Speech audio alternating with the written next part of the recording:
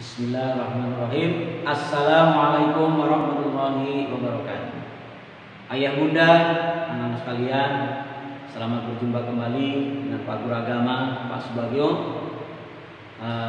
Anak-anak kelas 5, Imam Syafi'i, Imam Maliki, Imam Hambali dan Imam Hanafi. Ayah bunda dan anak sekalian, semoga ayah bunda dan anak sekalian diberi kesehatan oleh Allah Subhanahu wa taala. Amin amin ya rabbal alamin. Nah, anak-anak sekalian, kalian sudah siap untuk belajar pada hari ini? Nah, semoga kalian di rumah sudah siap untuk mau belajar, sudah sarapan, sudah minum susu agar kalian dalam belajar selalu sehat walafiat. Nah, tetap semangat anak-anak ya, walaupun kalian belajar di rumah, tetap semangat. Baik anak-anak sekalian, sebelum kita mulai belajar, kita membaca Iqra Islam dulu. Ayo angkat tangannya semuanya. A'udzu billahi minasyaitonir rajim. Bismillahirrahmanirrahim. Raditu billahi rabban wa bil islami dinan wa bi Muhammadin nabiyya wa rasulah. Aku rela Allah Tuhanku, Islam agamaku, dan Muhammad sebagai nabi dan rasulku. Doa kedua orang. Bismillahirrahmanirrahim. Allahumma ighfirli wa liwalidayya warhamhuma kama rabbayani shaghira. Ya Allah, ampunilah dosaku dan dosa kedua orang tuaku. Sayangilah mereka sebagaimana mereka menyayangiku sejak kecil. Doa belajar. Bismillahirrahmanirrahim. Rabbi zidni ilma warzuqni fahma. Ya Allah, tambahkan ilmuku, sehatkan badanku, bersihkan hatiku, indahkan akhlakku. Ya, anak-anak sekalian, materi Al-Islam kali ini kita masih melanjutkan, yaitu tentang bab 3, yaitu tentang kita masih melanjutkan tentang bab tentang istiqomah dan adil. Ya, kalian tahu sendiri yang lalu Pak Guru sudah menceritakan tentang keistiqomahan daripada Bilal bin Rabah, keistiqomahan daripada Bilal bin Rabah, ya, dan yang kedua tentang adil, ya, bagaimana seorang keluarga yang adil dalam rumah tangganya, ya, adil terhadap kakaknya, terhadap adiknya yang paling kecil, bagaimana sikap orang tua memberi keadilan terhadap keluarganya atau terhadap anak-anaknya. Baik, anak-anak sekalian, nanti kita teruskan untuk pembahasan berikutnya.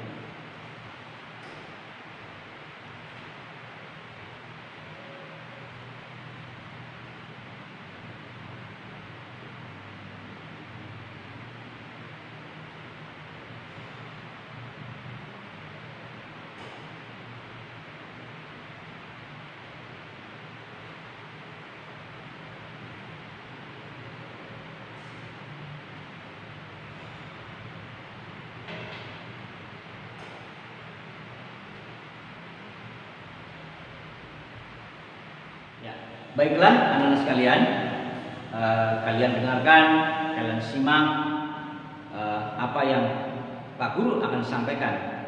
Ya, tentunya kali ini, hari ini akan berbeda dengan materi yang lalu yang Pak Guru sampaikan. Nah, siap untuk mendengarkan kalian anak-anak sekalian? Iya, kali ini pernah kalian mendengar tentang sejarah Nabi Ayub alaihissalam? Nah, kalau belum pernah, mari kita sama-sama dengarkan bagaimana keistiqomahan Nabi Ayub alaihissalam. Ya, anak-anak, Nabi Ayub alaihissalam, Nabi yang pernah diuji oleh Allah Subhanahu wa taala. Ya, diuji kesabarannya, diuji keistiqomahannya. Yaitu yang pertama, diuji oleh Allah itu hartanya habis. Wow, dia tuh punya tanaman yang banyak, tiba-tiba tanamannya itu kebakaran, ya, tanamannya itu kebakaran, habis. Yang nggak tahu yang bakar siapa itu, apa setan atau orang, ya. Tapi yang jelas hartanya habis, ya kan. Zaman dulu itu kan kekayaan itu dari tanaman atau hewan ternak, yang paling banyak hewan ternak, luas tanamannya, ya hartanya habis. Tapi dia tetap ibadah kepada Allah Subhanahu wa taala. Tetap lakukan ibadah kepada Allah Subhanahu wa taala. Yang kedua, Nabi Ayub diuji oleh Allah Subhanahu wa taala, anaknya pada meninggal. Wah, anak-anaknya Nabi Ayub ini pada satu riwayat sedang pesta atau sedang makan-makan di sebuah gedung, tiba-tiba gedungnya roboh. Nah, ini juga pasti ada yang roboh, setan yang robohin, ya. Nah, ketika gedung itu roboh, maka anak-anak yang ada dalam gedung itu, ya, kena reruntuhan, meninggal semuanya, ya, tentang gedung tadi. Nah, tapi Nabi Ayub bersabar, tetap istiqomah. Beliau tetap melakukan ibadah kepada Allah Subhanahu wa taala. Yang ketiga, bagaimana ujian Nabi Ayub alaihissalam? Diuji oleh Allah, yaitu diberi sakit. Sakit apa kira-kira anak sekalian? Nabi Ayub diberi uji oleh Allah, yaitu sakit kena cacat panas, oreng seluruh tubuh, sampai wujud Nabi Ayub seperti sangat tua, ya, sangat tua karena sakitnya. Nah, padahal pada suatu hari dalam satu riwayat ketika Nabi Ayub sholat, ya, itu ada kuman atau belatung kecil yang keluar dari korengnya tadi, diambil lagi, suruh masuk ke dalam koreng Nabi Ayub. Coba, luar biasa Nabi saya. Kalau kita gebuk kita. Nabi Ayub dimasukin lagi ke dalam tangan dan koreng tadi. Subhanallah. Nah, ada riwayat Nabi Ayub diberi sakit 7 tahun. Ada yang mengatakan Nabi Ayub diberi sakit 18 tahun. Tapi beliau tetap ibadah kepada Allah Subhanahu wa taala. Yang berikutnya diuji oleh Allah, yaitu istrinya tidak setia. Ini berat lagi nih, ya. Sudah istrinya tidak setia, sudah lagi sakit, ya. Istrinya nggak mau merawat. Nah, tapi bukan berarti istri Nabi itu tidak solehah. Itu karena digoda oleh syaitan, ya, digoda oleh syaitan supaya tidak berbakti kepada suami. Nah, maka Nabi Ayub bernazar kepada Allah, wahai istriku, kalau aku nanti sembuh dari sakit, kau akan saya pukul, saya cambuk 100 kali. Ya, nah, ini nazar ini didengar oleh Allah, didengar oleh malaikat. Ketika Nabi Ayub sudah sembuh, ya, sudah sembuh, ya, Allah turunkan perintah, wahai Ayub, lewat malaikat Jibril, sekarang kau mandi, ya, dalam sebuah telaga supaya bersih badanmu dan supaya penyakitmu hilang atau kembali menjadi sehat. Nah, pada saat itu Nabi Ayub alaihissalam diperintahkan oleh malaikat Allah suruh mandi. Nah, setelah mandi pakai baju, ya. Nah, pada saat setelah mandi, maka penyakit yang ada dalam tubuh itu hilang semua, sembuh semua. Maka kembalilah Nabi Ayub menjadi sehat kembali, mudah kembali. Nah, setelah Nabi Ayub sehat, istrinya ini maka dipanggillah, wahai istriku, yang lalu aku sudah bernazar, kalau aku sembuh dari sakit, kau akan saya cambuk 100 kali. Nah, maka malaikat Jibril kasih tahu oleh malaikat, wahai Ayub, jangan laksanakan nazar itu. Nanti nggak kuat istri, cambuk sekali. Maka sebagai syarat, karena istrimu ini bukan durhaka kepadamu, tapi karena digoda oleh syaitan. Jadi sebagai syarat nazarmu, carilah batang lidi atau rumput jumlahnya 100, diikat menjadi satu, lalu dipukulkan kepada istrimu sebagai syarat syaitan. Nah, maka atas perintah malaikat, peringatan malaikat kepada Nabi Ayub, maka dilaksanakan nazarnya itu. Jadi istrinya nggak dicambuk 100 kali, ya, hanya dipukul dengan, ada yang mengatakan 100 batang rumput, ada yang mengatakan 100 batang lidi. Intinya tidak menyakitkan. Ya, gitu ya.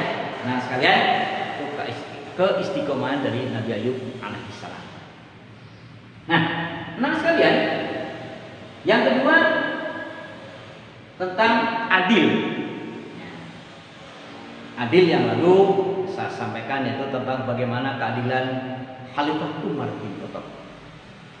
Ketika saya memberikan video pembelajaran kepada kalian, yaitu bagaimana keadilan seorang Khalifah Umar bin Khattab. Nah, kali ini saya akan membahas, yaitu pertama adalah keadilan Allah Subhanahu wa taala terhadap hambanya. Ya, bagaimana Allah berbuat adil terhadap hambanya. Nah, pada satu dalam firman Allah, Quran surat Al-Fatihah ayat 3. A'udzu billahi minasy syaithanir rajim. Bismillahirrahmanirrahim. Alhamdulillahi rabbil alamin. Ar-Rahmanir-Rahim.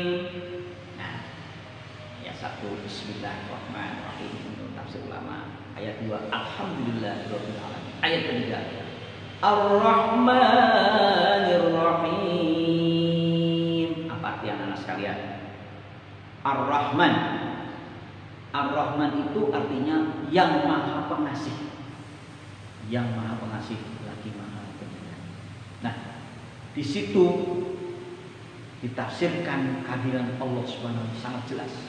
Bagaimana sikap Ar-Rahman Allah terhadap hambanya. Nah, artinya Allah bersikap adil terhadap hambanya di dunia ini.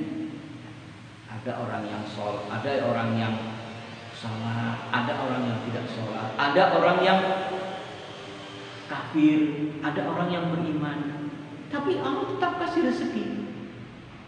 Ya, bukan berarti Allah itu pilih kasih terhadap hambanya, enggak.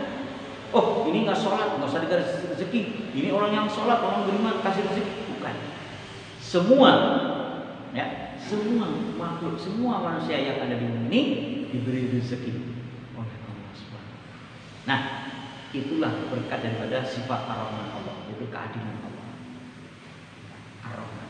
Nah, tapi ayat belakangnya Ar-Rahim, Ar-Rahim, Ar-Rahim itu artinya Maha Penyayang. Nah, itu nanti akan diberikan oleh Allah, yaitu di akhirat, yaitu orang-orang beriman nanti akan dimasukkan ke dalam surga Allah Subhanahu wa taala. Nah, itu baru Rahim, ya, Rahim yang Allah di akhirat khusus bagi orang-orang yang beriman. Ya, orang-orang kafir tidak mendapat kasih sayang Allah. Nah, gitu sekalian. Terus Allah menciptakan surga dan neraka. Nyambung lagi ya. Adanya surga dan neraka itu menunjukkan keadilan Allah Subhanahu. Orang-orang yang berbuat baik di muka bumi ini, beribadah kepada Allah, beriman kepada Allah, mengikuti perintah-perintah Al-Quran dan sunnah-sunnah Rasul, maka Allah berikan nanti pahala surga. Dan orang-orang yang dekat kepada perintah Allah dan sunnah Rasulnya, Allah berikan yaitu siksa atau azab neraka di akhirat. Nauzubillahin dan nauzubillah summa. Oke. Terus Allah ciptakan tumbuhan. Nah, ini juga merupakan keadilan Allah. Ya. keadilan Allah. Allah ciptakan tumbuh-tumbuhan. Nah, tumbuhan itu ada yang besar, ada yang kecil.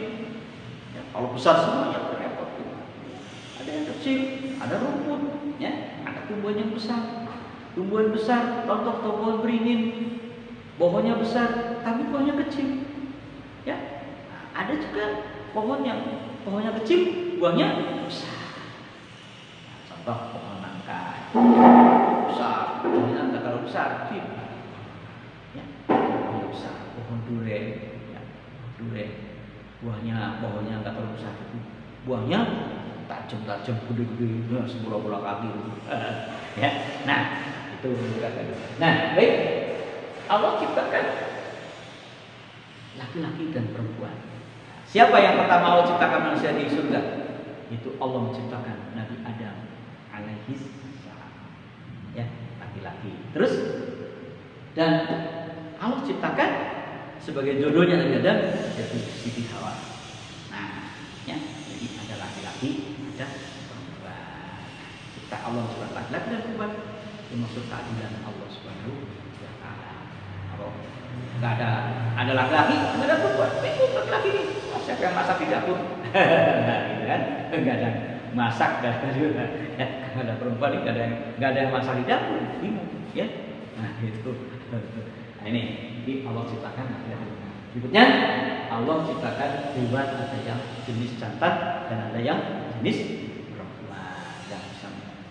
Ya, adanya hewan jantan, adanya hewan perempuan itu menunjukkan keadilan Allah Subhanahu wa taala. Ya, terus berikutnya Allah ciptakan ada si kaya dan si miskin. Coba nih kalau di muka bumi ini Allah berikan pada orang kaya semua. Kalau orang kaya semua, nanti siapa yang disuruh bekerja? Jadi bos semuanya, nggak ada yang bekerja nih, ya, nggak ada yang jadi kuli, nggak ada yang bekerja. Ya, punya perusahaan semua, punya pabrik semuanya, nggak ada yang bekerja, repot, ya. Nah, maka dengan adanya Allah ciptakan orang kaya, Allah ciptakan orang miskin agar semuanya ini saling membutuhkan, ya, saling membutuhkan. Orang kaya membutuhkan orang miskin membutuhkan orang kaya, gitu ya. Nah, Allah ciptakan kaya. Allah ciptakan, coba di kantor ayah kamu, ya kan, di kantor ayah kamu ada pimpinan, ada anak buah. Nah, ini kan, kalau jadi pimpinan semua gimana? Nggak ada buahnya, nggak ada disuruh. Nah, gitu ya. Nah, jadi itu, ya, ada pimpinan, ada anggota atau anak buah. Itu, ya. Nah, itulah keadilan Allah Subhanahu wa taala. Baiklah anak sekalian, sebelum ini Pak Guru punya satu nyanyiannya, mau dengerin nyanyian dari Pak Guru, gitu ya. Jadi ada nyanyian yaitu tentang seorang Rasul, ya, contoh-contoh seorang Nabi, ya. Nah, tolong perhatikan, tolong dengarkan, ya. Siapa orang kaya yang tidak sembahyang? Siapa orang kaya yang tidak sembahyang? Nabi Yusuf kaya, dia tetap sembahyang. Nabi Yusuf kaya, dia tetap sembahyang. Nah, orang kaya tuh. Nabi Yusuf kaya, dia tetap sembahyang. Terus Nabi Sulaiman, Pak Guru dulu. Nah, Nabi dalam satu riwayat ketika Nabi Ayub sholat, ya, itu ada kuman atau belatung kecil yang keluar dari korengnya tadi, diambil lagi, suruh masuk ke dalam koreng Nabi Ayub. Coba, luar biasa Nabi sekalian. Kalau kita gebuk kita, Nabi Ayub dimasukin lagi ke dalam tangan dan koreng tadi. Subhanallah. Nah, ada riwayat Nabi Ayub diberi sakit 7 tahun. Ada yang mengatakan Nabi Ayub diberi sakit 18 tahun. Tapi beliau tetap ibadah kepada Allah Subhanahu wa taala. Yang berikutnya diuji oleh Allah, yaitu istrinya tidak setia. Nah, ya, ini berat lagi nih, ya. sudah istrinya tidak setia, sudah lagi sakit, ya istrinya nggak mau merawat. Nah, tapi bukan berarti istri Nabi Ayub itu tidak solehah, itu karena digoda oleh syaitan, ya, digoda oleh syaitan supaya tidak berbakti kepada suami. Nah, maka Nabi Ayub bernazar kepada Allah, wahai istriku, kalau aku nanti sembuh dari sakit, kau akan saya pukul, saya cambuk 100 kali. Ya, nah ini nazar ini didengar oleh Allah, didengar oleh malaikat.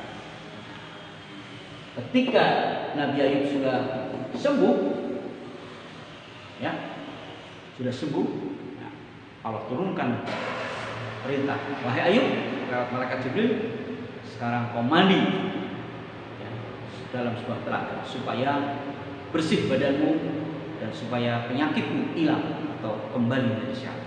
Nah, pada saat itu Nabi Ayub alaihissalam diperintahkan oleh malaikat Allah suruh mandi. Nah, setelah mandi pakai baju, ya. Nah, pada saat setelah mandi, maka penyakit yang ada dalam tubuh itu hilang semua, sembuh semua. Maka kembalilah Nabi Ayub menjadi sehat kembali, muda kembali. Nah, setelah Nabi Ayub sehat, istrinya ini maka dipanggillah, wahai istriku, yang lalu aku sudah bernazar, kalau aku sembuh dari sakit, kau akan saya cambuk 100 kali. Nah, maka malaikat Jibril kasih tahu oleh malaikat, wahai Ayub, jangan laksanakan nazar itu, nanti nggak kuat istri, cambuk 100. Maka sebagai syarat, karena istrimu ini bukan durhaka kepadamu, tapi karena digoda oleh syaitan. Jadi sebagai syarat nazarmu, carilah batang lidi atau rumput jumlahnya 100, diikat menjadi satu, lalu dipukulkan kepada istri sebagai syarat saja. Nah, maka atas perintah malaikat, peringatan malaikat kepada Nabi Ayub, maka dilaksanakan nazarnya itu. Jadi istrinya nggak dicambuk 100 kali, wah, ya, hanya dipukul dengan, ada yang mengatakan 100 batang rumput, ada yang mengatakan 100 batang lidi. Intinya tidak menyakitkan. Ya, gitu ya. Nah sekalian, itu keistiqomahan dari Nabi Ayub alaihissalam. Nah sekalian, yang kedua tentang adil. Adil yang lalu saya sampaikan yaitu tentang bagaimana keadilan Khalifah Umar bin Khattab. Ketika saya memberikan video pembelajaran kepada kalian, yaitu bagaimana keadilan seorang Khalifah Umar bin Khattab. Nah, kali ini saya akan membahas, yaitu pertama adalah keadilan Allah Subhanahu wa taala terhadap hambanya. Ya, bagaimana Allah berbuat adil terhadap hambanya. Nah, pada satu dalam firman Allah, Quran surat Al-Fatihah ayat 3. A'udzu billahi minasy syaithanir rajim. Bismillahirrahmanirrahim.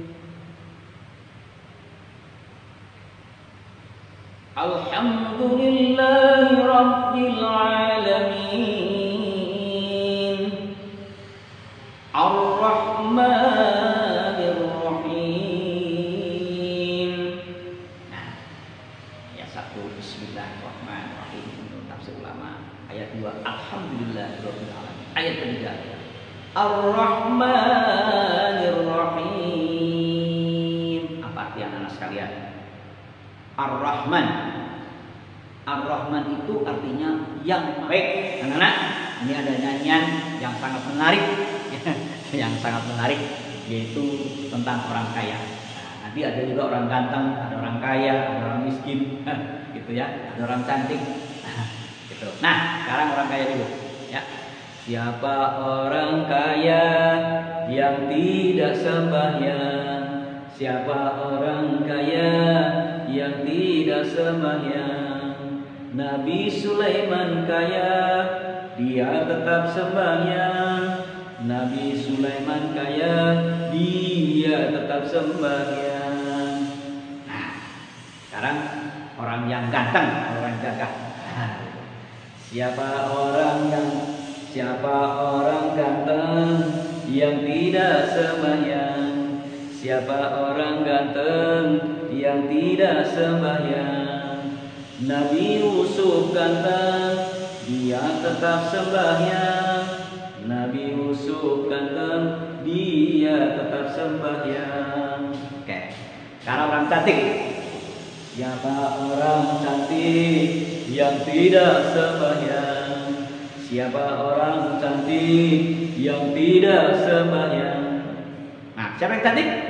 Siti Aisyah cantik, dia tetap sembahyang.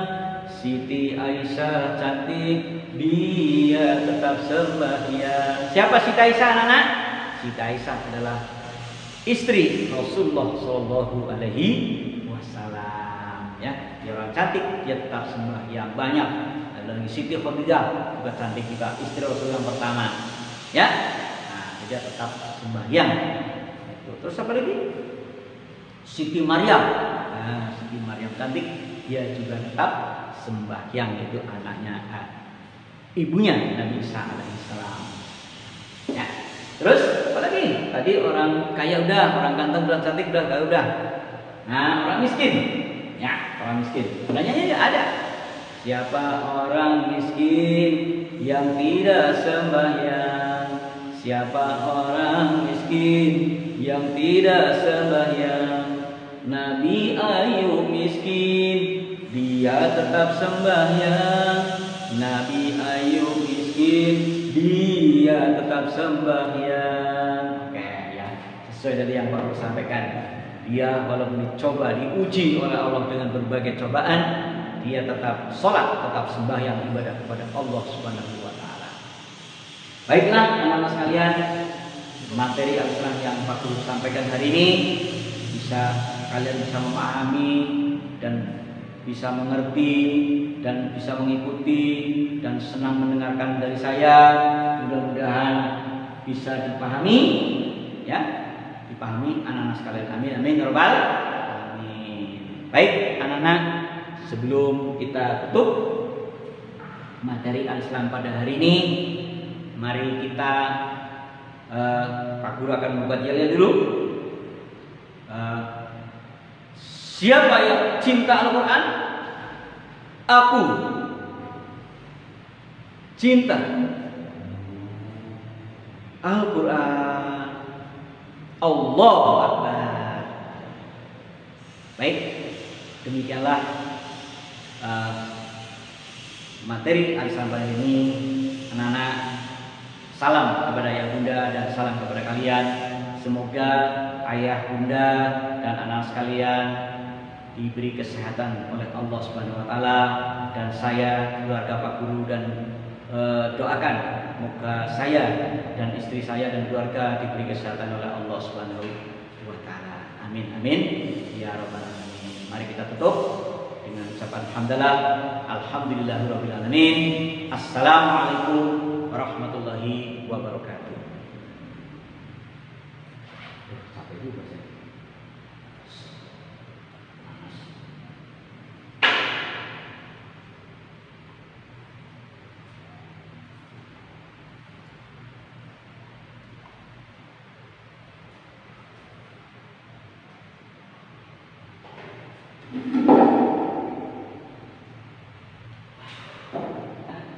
Capek juga tuh bisa ngomong mulu, serang ya.